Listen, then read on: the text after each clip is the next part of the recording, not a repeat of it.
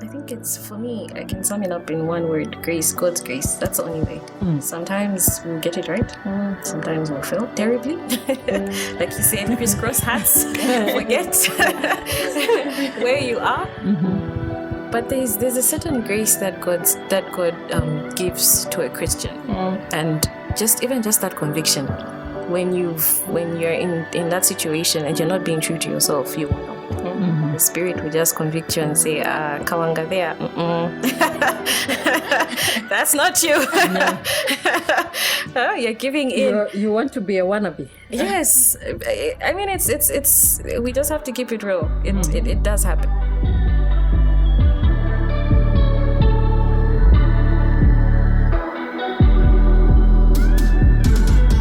Welcome to Imago Day, a podcast by women for women, where we discuss what it means to be an image bearer. We seek to apply biblical wisdom to everyday life situations for our growth and glorification of God.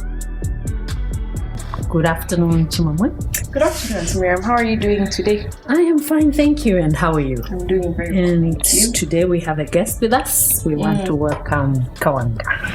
How are you? And welcome to our podcast. Afternoon, Auntie Miriam and Chimamwe. Thank you so much for having me. How are you guys doing? We are fine, thank you. I can't complain. So what about you, Chimamwe? I'm equally doing very well. Yeah.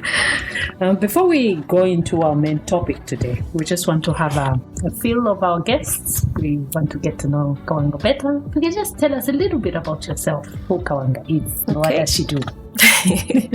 Okay, sure. So I am a chartered accountant. I transferred to Evangels over 5 years now. Time has really flown by. My family came from the Copper Belt. So whilst there, we worshipped at Nkana East Chapel. So for those that are familiar with the Copper Belt, you probably know where that is. Yeah. No, I don't. So I'm not sure what else you'd like to know. Can you tell us when did you become a Christian and how long has been your walk in the Lord? Okay. So I got saved in 2009 whilst in college. We used to attend the Scripture Union there. Yes, so I gave my life then. And I can definitely confidently say it's the best decision I ever made. Life always throws challenges at you, but when you have God on your side, somehow it always works out. And also happy to say that my life has also influenced those around me, especially my friends. You usually tend to have a situation where they'll always come to you and look to you for, support. Yeah. So it's been a great joy so far. We thank God for that. I wish we had our own choices and influences. But we had Yes, should have been able to give us very good examples. Yes, and how she influences us, her friends. Yeah. Okay, that's good to hear, Kawanga. Today our topic, we're looking at priorities of a woman, work life. So we thought, okay, we've been talking among ourselves for some time. Let's bring in our guests and just hear from you. How has been your Christian walk? How have you prioritized your walk in the Lord and your work life? How have you managed to marry those two? So that's a very good question, Auntie Miriam. I think even in our corporate circles, we're always talking about this elusive work-life balance. Yeah. So for me, it really just boils down to who you are, the fiber of your being, what's in your core. That kind of guides the sorts of decisions that you make. And usually what you find is it's always a sacrifice. It's never going to be easy. It's never going to be, a straightforward path, but you always have to make time for what you value. Basically. So that's what's really helped me on this journey is, just getting that conviction every time to say, look, what am I spending my time on? Are there ways that I could do better? Maybe, kind of cut down on things like social media and make the time, because that's another thing. If you look at your day, sometimes you actually find a situation where you're wasting time on a lot of unimportant tasks and not really focusing your attention on what really matters. So for me, it's just that conviction and that, just who I am and just prioritizing that relationship with God, that's the only way that you actually make the time. Unfortunately, I hate you do that. Chimamo.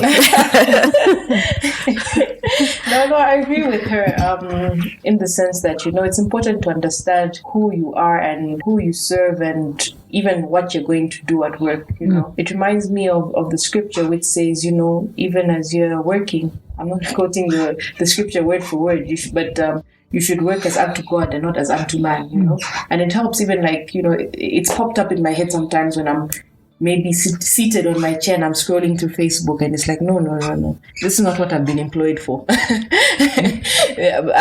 If you don't, you think about it, that God is watching you and you know that if my boss walked in right now and found me on social media, it would not end well. So, it's just understanding, okay, what am I doing? Why am I doing it? What's the end goal? I mean, every day you get into work, you've got tasks, you've got duties which you need to finish within a specific time. Yeah. But, it's very easy to get distracted. But, understanding who you are, what you've come to do at work, and understanding your timelines, it really helps to ensure that you get your work done within time. Yeah, it's quite interesting. I know it's been a while since I would say I was in corporate life. So I guess the expectation when you go for work, there are certain expectations that your boss expects you to do, and then when you are at home, there are certain expectations. So when a person like you two guys, early in the morning, every day, you have a certain list, obviously a checklist to say, today I'll do this, that, and that. Where you need to prepare to go for work, you need to prepare to have your devotional time, you need to prepare to, in the day, what is it that you go like, okay, this is my first to do, and this is my last to do? Or does things just flow as the day begins? Where are your priorities? Where do you rank them first, I would say? When you're ranking, what is it that comes first?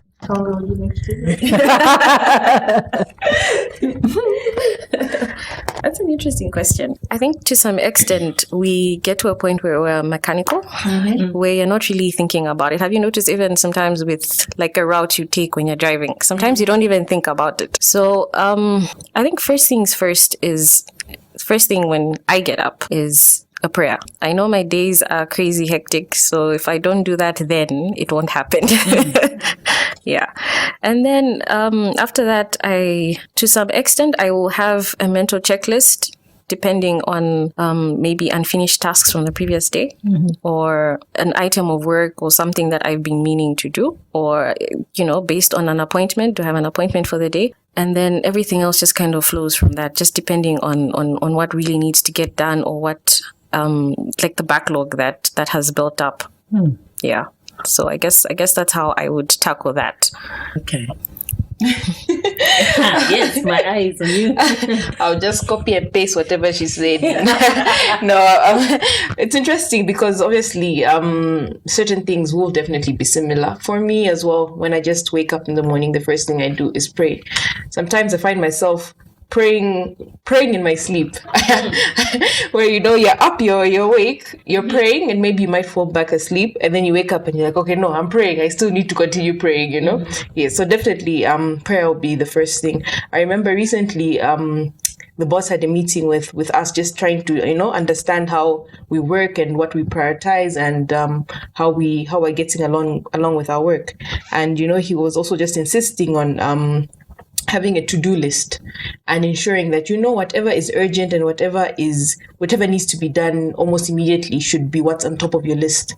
It's very easy to get into work and maybe want to respond to your emails, which are quick and easy, and yet there's something which is extremely urgent which needs to be done. So for me personally, I do have a notebook which I ensure, early in the morning when I just get to work, I write, okay, what needs to be done, what is still pending, like she had mentioned, from the day before. And as the day goes on, obviously sometimes things will be thrown in the middle of your work, but ideally just trying to get through whatever is on your checklist on that particular day. Yes. Okay. The last time we had a discussion with Ms. Chibawoka and Mrs. Chipaila, we're looking at expectations of a single woman and expectations of a married woman.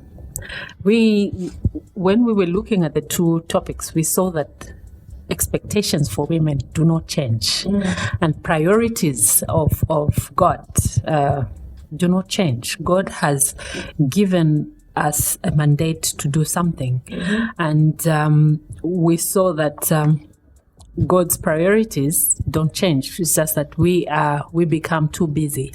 So what I would like to find out is, how do you fit in God's priorities in your work life, so that a young person, when they come, they say, okay, you are my peers. I've gotten a job, I've finished university, and I'm a Christian, and I'm going to start work. How do I juggle my relationship with God with work? Because at times you might find that one thing will suffer. It's always the case that you'll find that either you're doing so well at work, and then your spiritual life just somehow you're busy with Bible study. Oh, I'm running late, I won't attend. Prayer meeting. Oh, I'm running late, I won't be meeting. So you find that things, your reason is as genuine as it can be. You are working and you are busy. So how do you not let your spiritual life wither? Because you find that you can do so well in your work life and everything else, but the major thing, which is the most important, if a person gains the whole world and yet loses their soul, what have they achieved? Your soul is withering. How do you help or work towards not, don't know whether to use drain your soul or to be undernourished on your spiritual life? How do you juggle the two? That's a good question. For me, I think one thing that I've had to learn is my Christianity it's not limited to the four walls of a church. So I have to be very intentional about how I start my day. Like I said, prayer is critical. It's always important to start the day with prayer. And then even during the day, I can be working and listening to a sermon. That's what I do, because usually I have my own corner somewhere. So I'm not going to disturb anyone. So I'll literally put on a podcast and start listening to that and take notes. Another thing is surrounding yourself with like-minded people. So having that Christian support in terms of like your friends and your circle, that also keeps me going, because we usually we'll reach out, and sometimes somebody will share a word, and then, a conversation starts from there. I feel the best advice is just don't be rigid.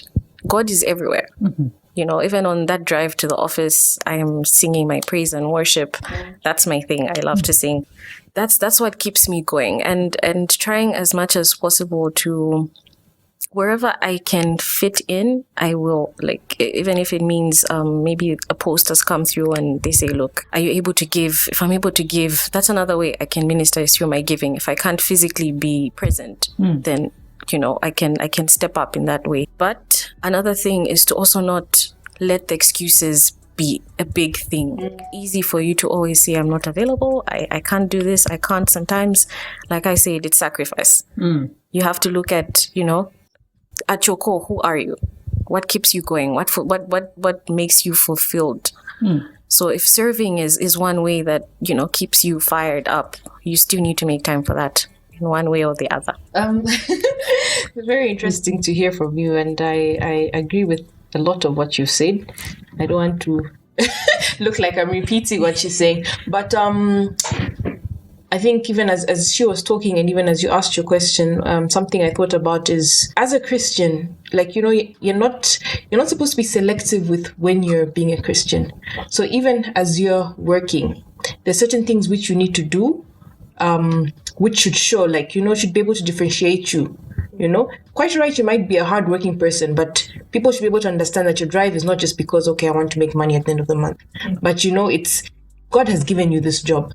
What does he expect of you to do with this job? And there are also sometimes you find yourself in a difficult situation where, I don't want to say you might need to lie. But yes, maybe a situation may come up where where you know you may need to lie, or you may need to do something which, you know, maybe you expected to do something and now you want to do a shortcut because you didn't do it on time. But in all those moments, you know, your Christianity is being tested. And even if you do not realize it, people are watching you. Yeah. You know, your workmates are watching you. They're trying to see. They may not be keeping track of every single thing you do, but I think more often than not, whenever you're in a bad situation, people's eyes are on you, and you know they're waiting to see just how you're going to react to it. And even in those times, you know, those are times when you have to prioritize your Christianity, how you react. You know, sometimes being honest is not always the easiest thing, especially when you're in a tough situation. You haven't done something on time, but those are the times, you know, like, okay, how do I minister in this moment? Okay, I'm in a very bad situation, but you know, sometimes you have to pick the difficult situation. And I found myself in such situations a couple of times, like, okay, I was supposed to, let's say, with my work, the type of work I do, a lot of things has to be done within a specific period of time. If you do not file a document within a specific time, you have to make an application to file it, you know, and everything has got a deadline. But, you know, sometimes the work piles up and you might not always meet your deadlines. You know, in those situations, your boss will ask you, have you done it? Okay, and now you have to, you know, go the extra mile and start making new applications to buy time. You don't want to go to court. And, you know, these people do these things where they go to court and they backdate, you know. So you don't want to find yourself in an awkward situation like that. You know, you want to do the right thing. I mean, it might cost you your trust with your client. It might cost you your trust with your boss because they expect you to do things at the right time. But, you know, it's times like that, like, okay, are you going to do the honest thing in this type of situation? And I remember I was talking to Josh this afternoon, and I was explaining to him, like, you know, there are times in the office where people bring up conversations which are not very Christian, you know, and it's moments like that as well, where, you know, it doesn't mean you have to sit in the office and, you know, because even when God gave you that job, he expects you to do that job within the time space you've been given. You know, he expects you to do a good job. But it's in those times where you're having a conversation with someone that you have an opportunity to minister. You know, maybe especially with me, who's dealing with people's issues every day. You know, issues like divorce. You know, people's marriage issues come up when you're dealing with cases. But, you know, it's a moment. It's in such moments you're able to discuss, you know, things, what the Bible says about such situations, how you would treat such a situation, you know, where people are lying. You have clients who are lying to you. But, you know, it's in such moments where you have an opportunity to minister to your friends and, you know, just explain to them, like, you know, what does the Bible say? What are your thoughts, you know, on this particular issue? So, yes, I think those are some opportunities. You know, you may not always have the time to set aside, like, okay, during my lunch break, or especially for me, I don't really have a lunch break. We kind of just continue working into lunch. Yes, but then, you know, there are still many opportunities where, you know, you're able to still minister, you're still able to spend time with God, you're still able to reflect, you know, like she said, even like, you know, on the way to work, you're still able to listen to your music, you're still able to listen to your sermons, which I do as well. And yes, so I think that's one of the ways, you know, you can still balance, you know, your Christianity and your work. Okay. When you were talking about your bosses and everything, it reminded me the time that I used to work. I had a lady boss that used to come from Zimbabwe, and she would come and monitor us from time to time. So there's a time that she was with us for about 2 to 3 months, and during that time, you know, when you spend some time with people, you get to know each other. So she actually told the secretary that was working in the office, and said, I don't like that lady, meaning me. She said, I don't like that lady. She doesn't fear me. So the secretary came to me and told me, you know, she says that she doesn't like you. So I told her, I said, I don't care if she doesn't like me. I want to do things to please her. I do things to please God at the end of the day. I fear God more than I fear her, because I'll sack her one day and things like that, those threats. Because it's like she wanted, whenever she walked in an office, you know, everybody scampers. Like we everyone to tremble. Like we're at secondary school. Everybody, I haven't done this, I haven't done that. So when she asked me, I'll tell her, no, actually, I spoke to the client and this is what has happened. And I've been put on hold. And ZRA says I can't clear. So there's nothing I can do. So I wanted done now. And if it's not in my power, what do I do? Nothing. Yeah. And people, you go there with a different story, you go there. So she never liked me for that. So she would actually say she doesn't like me. So when you were saying that, I said, actually, there are times that you are meant to tell a lie. Somebody's poking you in a direction that they want you to tell a lie. And if you really do not stand firm as a young Christian, as a person who fears God more, you would want to please your boss, or you would want to please your peers, because actually we find it much more easy, I would say, to fear people than we fear God. Because when you ask a lot of people, why did you behave like that? They'll tell you, I didn't want them to hate me. We fail to tell the truth because we're thinking they're going to hurt me, they're going to dislike me, they're going to do this. But when you look at Acts, the way Peter, the way he answered when he was before the courts, he said, we fear God much more than we fear man. So when you have your priorities right, when you see that whether I am at home, whether I am at work, whether I am at school, I am still a Christian. So what I'm getting is, you don't take off your Christianity. Yes, exactly. Your Christianity is who you are. Yes. Even if you wear on Monday an chartered accountant cap, but your Christianity cap is right there. It's what holds your head together, so that we do not lose. So in terms of friendships, expectations, now we've understood that you're a Christian. There you go, you say, in an office, there's this awkward talk. And awkward talks do happen in offices. How do you stand as a young Christian, as not even a young Christian, as a Christian, a young lady who knows God, who loves God? How do you set boundaries? Do you chuckle in the conversation? Or do you go, I don't, that is not food to me. I don't behave like that. How do you handle such things? I've been in an office before, awkward. Chats do come up here and there. So how do you handle that? I like the I'm look. trying to think of like a specific Situation, moment. yes. Where you've handled it in the same way. Yes, how do you handle that?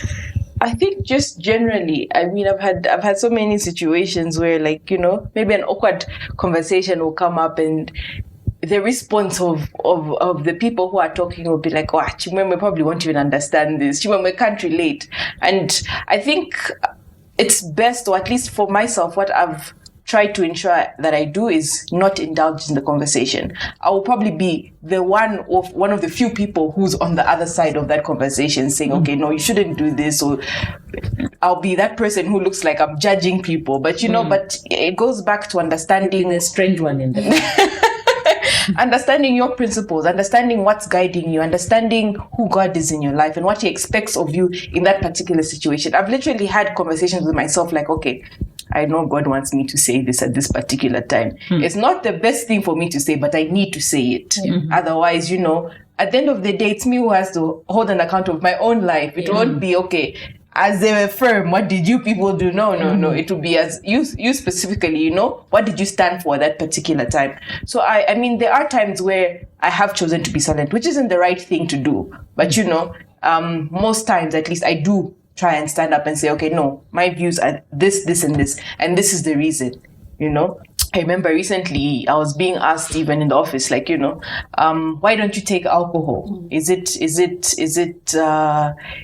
like, you know, have you had any experience? Have you had a bad experience because you used to drink too much, or, you know, what is the real reason? And I could sort of feel like the question was coming with a little bit of judgment. But, you know, and I said, you know, I've got my religious reasons and my personal experience, not not that I was drinking. I should clarify this from the beginning. Yeah. Not because I was drinking, but because I've seen certain things happen to, certain people who have been drinking. Like, it was one of those moments where I thought, okay, I should lay it as it is. I should not beat about the bush. This is the real reason, Yes. I mean, in a situation where you're around people who are drinking, all eyes are on you, like, hey, why? Where's the problem?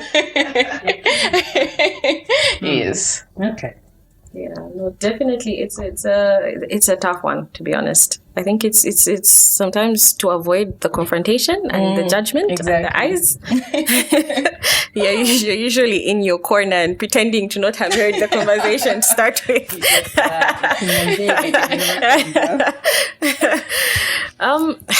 I think for me, it also depends on who. Are these friends? Are these peers? Then I can express my opinions. If it's just other people that, I have no business talking to, I mind my own business. It's just easier that way. Because generally, like naturally for me, I'm not a confrontational person. I don't like the whole heavy I said discussion and, now having to start looking for scriptures to back it up. Yeah, I try to keep it real. If it's with my peer group, I will definitely express my opinion and say, look, this is where I stand on this. This is me. But I generally I do not like confrontation at all. That's just me. Interesting. I would like to hear your experience at Miriam. I'm one who doesn't easily keep quiet when I'm not. We know that for sure. When I'm not happy with something, I say it. I'd rather say it and then move on. I'm one person who fails to pretend, and I think most people that I worked with knew that pretending was not my thing. You say something, I'm not happy with it, I'll say, I'll tell you, and then from there you know your limitations, what to say when I'm around, and then how to say it. It's either you wait for me, I'm not there, say it if you're comfortable with the others. But for me, I fail to go back with a backlog. I'd rather Get it out. Yes. So yes, definitely would have such situations where somebody drinks, or you have a client who just says almost anything.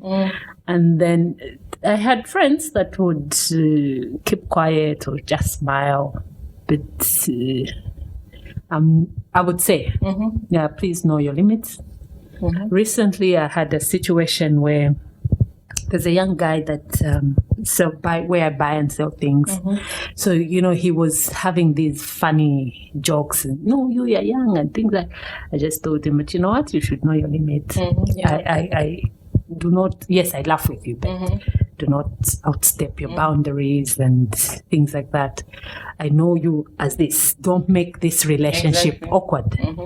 So, from there, he knows what to say. It doesn't mean that I don't want to talk to you, but you should know your limits. Exactly. Okay. So at times when you don't say, people tend to think, oh, even tomorrow I can go ahead and say the same things. Even just with family, there are people who would say things when you're there and things when you're not there. They know that, that one will behave like this. No, that one is like that. So, I am not one. I think it's interesting that you brought up that point. The last point you said that, certain things are said around you, certain things are not said around you. It reminds me of a recent situation I went through where someone was just this past week, someone was about to say something in the office. They say, no, Chimwemwe is here, I can't say it. But I mean, it's ministry on its own. What's the reason why you can't say it in front of her, And he said it a couple of times, like, oh no, Chimwemwe is there, I can't say this, I can't bring this up, which is, I think it's a good thing in itself, not to stop people from having freedom of speech, but, they should be able to know, like, okay, no, there's certain principles, certain lines you can cross, there's certain things which yourself, you're being convicted, not because you don't want to say it in front of the person, but deep down, you actually know that, okay, the reason why I can't say it is because, this person's principles, and which go back to what are the principles of Christianity. I can't say this, it's going to be crossing some biblical borders. Yeah, that's true. Yeah, it's like you start censoring. Oh, this is above, below. Yeah, this is PG and things like that. Yes, it's good to know that even in an office you are able to stand, because the reason why I brought up that question, you'll find that these days there's a situation where, yes, I'm a Christian, but you even hear a person say, "Hey, I know I'm Christian, but some things." You just accommodate. Yes, there are some things you can accommodate. There are some things. Tonsendiseva Christ. You know that word of Tonsendiseva Christ. But God didn't give us the Christianity. When we call ourselves image bearers of God, we don't have partial bearing of Christ. He does. When he gave us his son, he gave us his all. He didn't say, okay, in this area you can behave like this, in that area you can behave like that. I brought up the expectations about family as a person who works and how you behave. It's because we tend to wear different hats. We have so many hats as Christians. At my workplace, because I want to be liked, I want to be favored, I want to be people not to run away from me. So I've got this hat that whenever I reach the office, nakavara. Everybody's laughing, so whatever I say, I don't mind.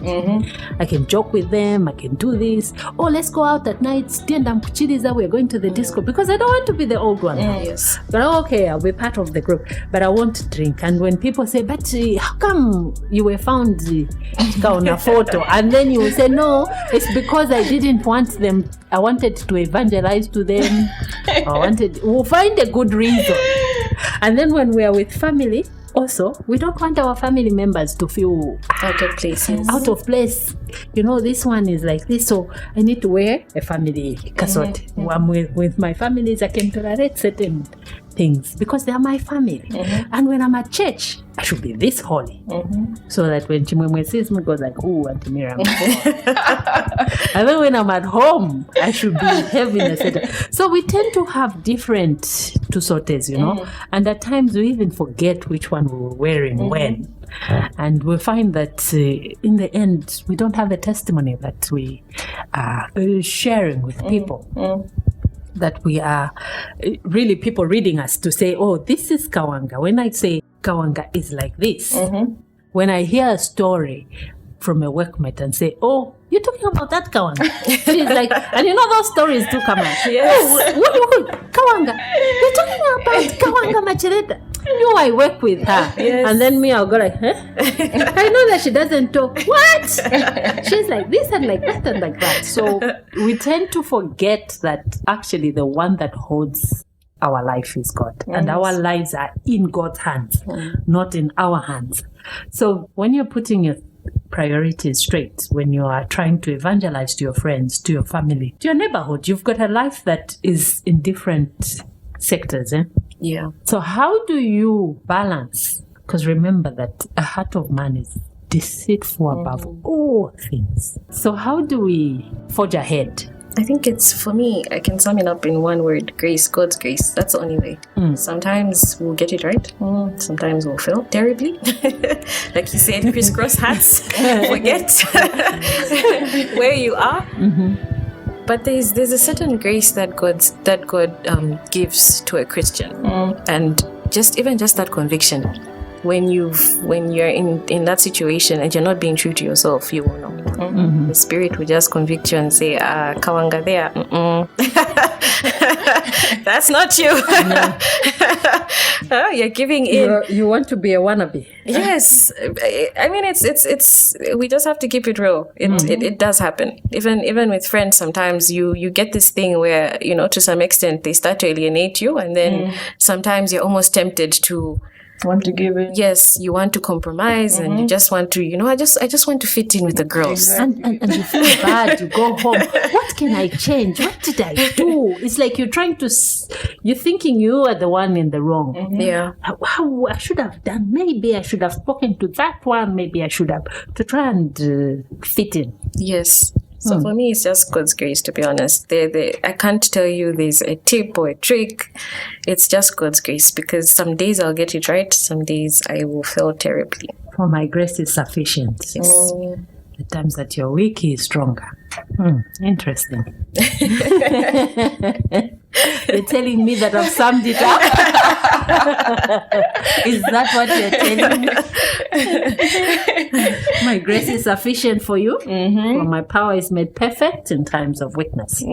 No, it is quite interesting to note that there is no way of, there's no changing. Where once you are on the path, once you are, you've given your life to the Lord, like you said, when you were in secondary school or at college, she gave her life to the Lord way back. It's interesting to see that we can still sit here and indeed enjoy the fellowship with all the laughs and everything, but talk about where we work, how we bring out our Christianity to show that our Christian walk is not one which goes in the closet. Our Christian walk is not limited to home, to church. Like you said, if I don't have time to meet, I should not always give excuses. I should make time to meet with other believers, because we're told, do not neglect to meet with your fellow believers. As much as you are, it depends on you. You need to work towards having time to spend with people that you can talk to, you can help, they can help you, sharpen you. You mentioned something to do with friends, right friends. I'm seeing like you have a passage that you would want us to read or encourage us. It's one of those having an epiphany, because when I was waiting for you, I was actually looking through some scriptures. And now that you're talking about iron sharpens iron, I even have it written down, Proverbs 27:17. Oh, okay. So that's another way. We can't, it's easy to always say, I can't, I'm tired, I'm exhausted. But the more you stay away, the further you get from the word of God, and just you start to deteriorate spiritually, like you had earlier alluded to. So it's like a confirmation. Yeah. So we ought to look even at our workplaces, meaning that we need to, like last time when we're looking at choices and influences, we need to look at, to have friends who are like-minded. We need to be among people that we have, I would say, the same doctrine, because we can have friends who are like-minded, but the doctrine is different. What we believe in is different, because I've had people who are, but when I ask you when you tell me you're a Christian, what is it that you believe in? A person who failed to really explain themselves, they will tell you, no, I go to church, no, this is what happens, no, doesn't it have Christ? Can't get in Christian nation. So, having people that you have the same doctrine, you have the same beliefs with, people that are able to spy you, people that are able to rebuke you, people that are able to point you to the scriptures and say, you know what, there you're wrong. This is what it's supposed to be, without you feeling a friend that is able to really put you on the right path. Because like Chimamo, you had said, wherever we are, it's not like we're going to go to church. That's where people see that I'm a Christian. I'm at work. People should see, because God gave you that job for a purpose. And everything that God gives us is for what? To glorify Him. Exactly. How do you glorify Him in your workplaces? How do I glorify Him when I don't have time? At my lunch break, do I find a book, a spiritual book that will help me grow spiritually, since I'm not able to do this? Or do I read a Bible passage at my lunchtime? Do I have a friend that, it's not always that I'll say, can we pray together today? I know it's lunchtime is usually a time to like catch up. Na COVID, let's catch up. Let's speak about it. Let's do this. So you find that people trying to catch up. So the most important thing is, do not forget who you are.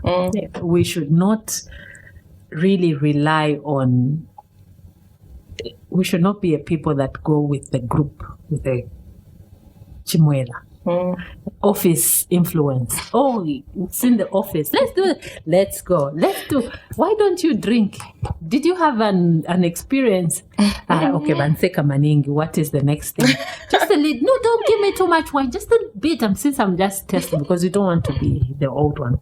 So let our testimony really stand as Christians. Do you have anything to say, to add on? To add on, I was listening to you. I was deep into listening to you, but I think just generally, even in the workplace, like you had earlier mentioned, like, you know, it's easy to get distracted, it's easy to get overwhelmed with work, but it's also important to understand why you've been given that particular job. Like you had said, there's a purpose for you to be in that particular place, and even God himself, when giving you that job, he expects you to work hard to ensure that you are carrying out. I mean, with most work which people do, they're helping someone in one way or another. And even in that, you know, that's ministry on its own.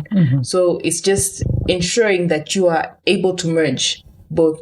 Don't overemphasize your Christianity so much that you're slacking at work. And, you know, people are even, I mean, you can easily get fired, and then you're questioning God, but why? Why am I fired? Yet, when you've been given something urgent, you've decided to sit down and maybe listen to a sermon, and the other way as well. You know, don't overemphasize your work so much, or work so hard that you're so exhausted when you get home. You don't even have time to pray. You don't even have time to read your scripture. And yet, God has blessed you with a job, not to overwhelm you so that you forget him and, you know, you overlook whatever he's blessed you with. But, you know, you should be able to merge the two, you know. And I'm something which I'm always praying about and trying to remind myself is, you know, in as much as there's so many things in this world which are amazing, our jobs, our family, our friends, I love food. Food. But, you know, at the end of the day, all of these won't matter. Even your closest friend, your husband, your wife, your best friend, your boss, they all won't matter. What will matter will be your relationship with God. So it's important to ensure that, you know, even as you're working, don't neglect your Christianity. Don't neglect what God expects you to do, even in the workplace, and ensure that even as you're working, you're still doing it to his glory. When you were speaking, I was just thinking through, and then I went to Nehemiah. Nehemiah is a man that was working for a person who was not a Christian. And when Nehemiah news came to him about the ruins, about what has happened in Jerusalem and Judah and everything that had happened there, Nehemiah was really bothered. He was almost, I would say, depressed. It hurt him. But one, he didn't go to his boss with a gloomy face. He still worked, but he prayed. The first thing he did, he prayed to God. Nehemiah was the man who feared God. He talked to God. He told him where his pain was and why this had worried him and things like that. But remember that even the job that he was holding, it was a very important job. To be a cupbearer was one who was tasting the wine before the king drank the wine. And for him to be in the presence of the king, to look gloomy, it would mean death. You would be dead. But he was in the presence of the king, yes, as much as he didn't look as happy as usual, but he prayed that God would intervene for him, even in a situation like where he was and how his people were living. And the king, God heard his prayer. And the king asked him, why is your face downcast? Nehemiah explained to him. The king himself, who is a man who doesn't really fear God, gave him permission to go. So at times we tend to have excuses. No, my boss won't understand because he doesn't pray. No, my boss, my workplace, you wouldn't understand. This is what happens. We forget that actually God is the one that holds your boss's heart in his hands, because God is the one that holds kings' hearts in their hands. So even in our workplaces, when we have a situation, deadlines that I failed to, I'm trying to work honestly, I'm working. Not that I'm on Facebook, but I'm working. But things are just hard. And I know that what will I say to my boss? How will I... a person that works needs to understand that before I meet my boss, I need to talk to God. Your comments as we are about to wind up. Your thoughts, Kawanga. Wow. It's been such a refreshing session. I'm definitely inspired by what you've said. And also for me, I guess I like to think I think God is interested in the minute details of my life. So even when I'm in a fix at the office, I am praying. I'm like, Lord, come through. And he comes through. I feel like we tend to limit God a lot, like you said, but in every situation, doesn't matter where it is, in the office, home, he's there, he's interested, he's present. I think that's like the biggest message for me. That's the biggest takeaway, actually. Thank you. Thank you for coming, for being with us in this podcast. Well, I had a very great time. This is my first time being around with a guest, and it's been refreshing. It has been, and it's good to hear how your work life is married together with your Christian walk. It's not something that you take off and put on. Thanks for listening to us. I hope you will tune in next time. We'll be looking at biblical womanhood. Thank you.